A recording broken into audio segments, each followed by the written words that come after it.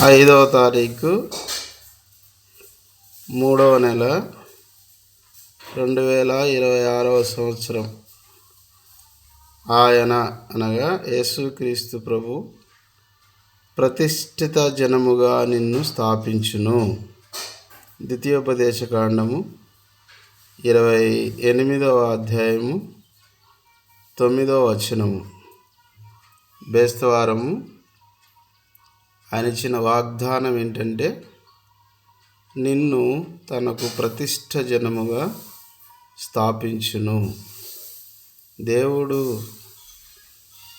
మనిషిని ప్రతిష్ఠ జనముగా స్థాపించాలంటే నిజంగా అదృష్టం చేసి ఉండాలి మనిషి. కాబట్టి ఈ వాగ్దానపూర్వకముగా ప్రభు మనల్ని దినమెల్ల నడిపించునుగాక.